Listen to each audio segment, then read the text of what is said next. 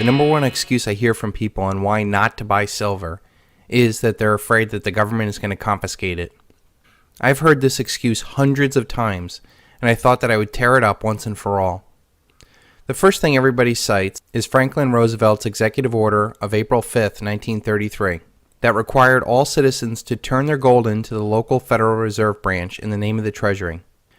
What people first miss is the fact that all of the gold that was confiscated was paid for at 100% face value with paper dollars.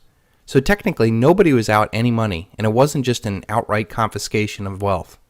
The fine for not complying with this executive order was $10,000, back when the average salary was about $1,300 a year, and up to 10 years in jail. Can anybody name me one person that was arrested and convicted under this executive order? And do you think that there was 100% compliance to it? I know of at least 10 stories that people have told me about their grandparents not falling for this monetary sleight of hand. They kept their coins and passed that wealth on to later generations, protecting them from not only the confiscation, but the raging inflation that has destroyed the dollar ever since then. Just to give you an example of what kind of destruction of wealth this confiscation had. Say for example, somebody had 5 1-ounce gold double eagles, and they decided not to trade it in for the $100 face value Federal Reserve notes that the executive order demanded.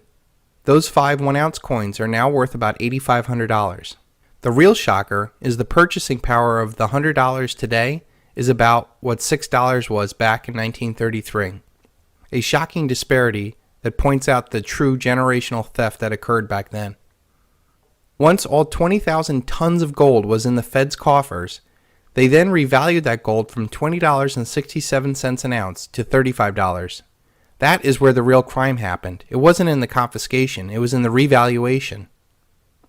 Overnight, the $20 that the people got paid for their gold lost 40% of their purchasing power. Meanwhile, giving all those that held on to their gold, including those that didn't comply, the government, the Fed, foreign gold holders, and insiders like Joseph Kennedy, got paid an overnight profit of 75%. This during the time of a Great Depression. The other key aspect of this is that they only confiscated gold, as they left silver alone. Silver remains to have so many industrial uses and was not seen as a threat to the monetary system back then. In fact, silver remained in our coins for almost 30 years after that, until they finally cut that anchor to monetary reality in 1964. And please don't buy the BS sales pitch for buying numismatic coins, as they were exempt from the confiscation. It is simply a sales trick to get you to pay for high-priced ounces of metal so that some sales guy can take your money now instead of fearing a government later. So I want to ask you, now that you know a little bit more about the 1933 confiscation, what do you think the best course of action would have been? Hold on to their gold or take their paper? Let's say that there's a national emergency and they issue the exact same kind of order.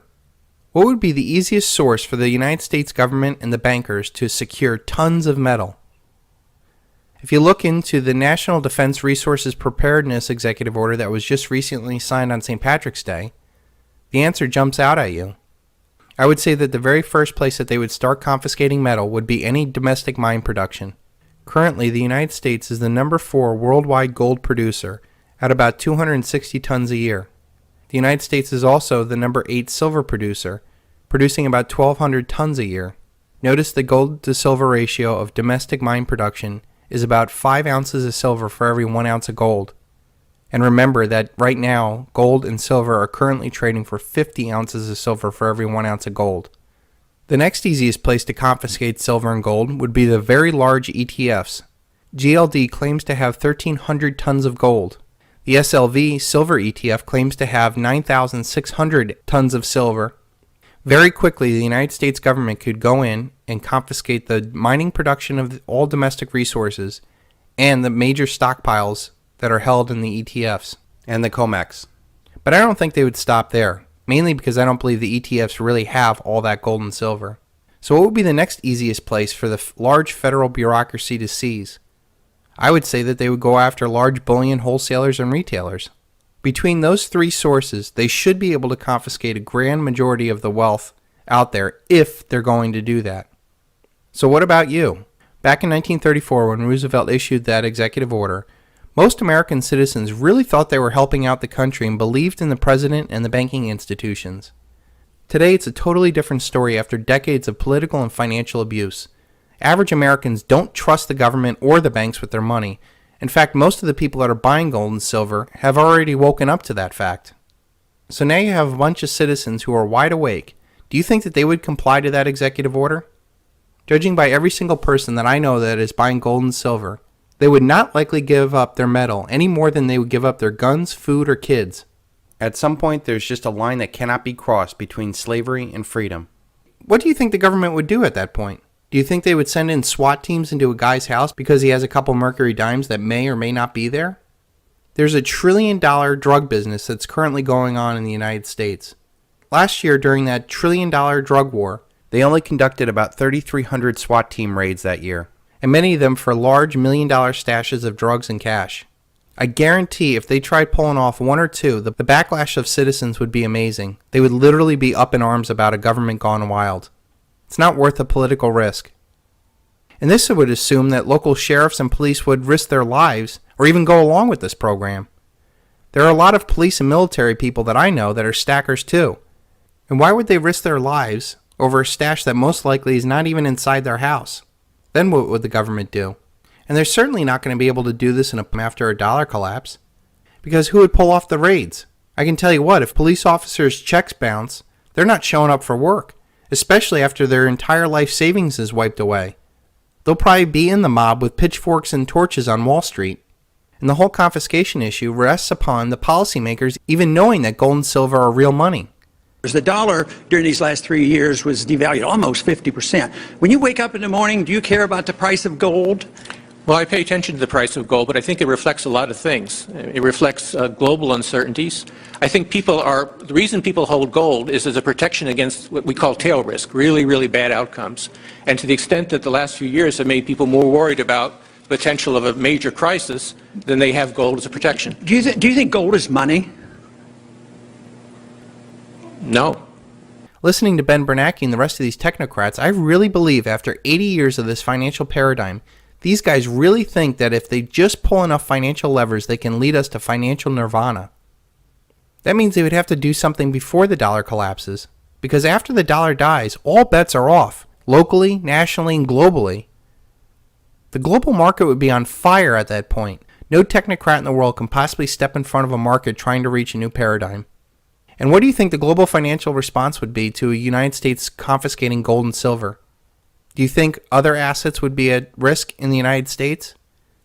Think about the quadrillions in the stock markets, the bond markets, the derivatives, the cash accounts, the forex markets, the real estate that would respond. And for what? Gold and silver make up less than 1% of total financial wealth out there. In fact, I'm willing to bet that since the silver market's so small, they could confiscate every single ounce in the United States and not be able to pay for 1 day's worth of interest on the United States debt. So knowing the political and financial realities of a confiscation, it is insane to me that people would not buy silver based off of the threat of a confiscation that I don't believe is possible. Which brings me to the real threat of confiscation, your paper wealth in their paradigm. The easiest way to steal wealth is simply print more money, and that's what the bankers and the governments have been doing for years. The United States can pay any debt it has because we can always print money to do that. Listen to this congressional testimony of Alan Greenspan guaranteeing any amount of money the government wants to spend. Do you still believe that we should maintain the fundamental principles of Social Security as he did in 83? I think we should maintain the principles of Social Security, but I think the existing structure is not working, and that until we can construct a system which creates the savings that are required to build the real assets so that the retirees have real goods and services, we don't have a system that's working. We have one that basically moves cash around, and we can guarantee cash benefits as far out and at whatever size you like, but we cannot guarantee their purchasing power. Unlike us, when we reach the end of our credit line, the government will not stop its profligate ways.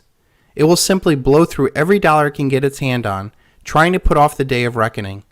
I believe that before all this is over and the dollar dies, your retirement funds will be wiped clean, If you have a 401k, an IRA, a Roth IRA, Social Security, annuity, any long-term savings plan, or pension, be prepared to have it destroyed. Kiss it goodbye. There is $8 trillion of sovereign debt that needs to be rolled over this year, and the choices aren't good. The United States needs to roll over $2 trillion. Japan needs to roll over $3 trillion. The Eurozone about $1.5 trillion, and the rest of the world another $0.5 trillion. There isn't enough money in the world to buy all this debt. And who's buying it? How do you fund this $8 trillion worth of debt? The government can massively raise taxes and cut spending, which would destroy an already weak economy and put every single politician on the firing line. The Fed can buy more debt and continue printing money, which would cause more nations to dump the dollar and adding to the inflationary fire here in the United States, as we've already seen with the BRIC nations dumping the dollar in bilateral trade and oil purchases. This insidious process also destroys your savings. The government can confiscate all of your retirement savings, and that would kick the can down the road for a while. Or America could just default on its debt, and we will see massive upheaval in every aspect of our lives. As you can see, there are no good choices. And if you fear paying a 10% penalty on getting your wealth out of retirement funds, think about the 100% confiscation and inflation tax that you could be subject to. You need to get ahead of the curve if you're going to survive this paradigm shift into a post-dollar world. Your income taxes may never be lower than they are today. The price of silver may never be lower than it is today. I want to give you an example of what happens when governments cannot raise capital in the bond markets because of surging interest rates, or when governments cannot raise taxes in a faltering economy. They go after the fat free money sitting in retirement accounts and checking accounts. And if that was just the end of the thieving, that would be one thing, but it never stops there. When Argentina went through their hyperinflation, they froze all accounts and then devalued and inflated away the currency. People could only take small amounts of money out of their bank while the majority of their assets turned into nothing. And if you don't think this is going to happen here, the Department of Labor floated a trial balloon about, quote, annuitizing 401ks. The plan would get rid of those pesky and risky management accounts and to put your savings in safe and secure treasury bonds. We are already at the point where China, Japan, and the rest of the world refuses to buy any more of our debt. The Federal Reserve is buying anywhere between 60 and 80% of the new debt, and now is even balking at QE3. And people wonder who in the world is going to buy the biggest bond bubble ever. Well, the answer might just be your retirement account. So if you think the government is going to come steal some coins from you in a midnight raid with the SWAT team, surely you must expect them to declare a bank holiday and steal your wealth that you have in your bank, because that would be far easier. Or nationalize trillions of dollars sitting in IRAs and 401ks and invest them into treasury bonds that nobody in the world wants, because that would be easier. Or they don't even have to take your assets. They can simply steal all of your wealth by printing more money, which is what they've been doing. And to me, that's the worst option, because not only does it destroy your savings, but it also destroys your earnings. You see, the real threat of confiscation is having your money in their casino. They can cut you off from your money without any moment's notice or any recourse. Your only logical choice is to get your money out of their casino and keep it in your possession. Don't keep it in your house. Don't keep it in a bank. Take possession and take control. I feel the heart of this confiscation issue has nothing to do with the government stealing your wealth. It is the fear of taking responsibility for your wealth. It is so much easier having $1 million sitting in a bank somewhere than a monster box of Eagles in your possession. Having someone else responsible for your money is far easier than you taking responsibility for your wealth. Well, in the age of a counterparty risk, you have to take responsibility for yourself and your wealth.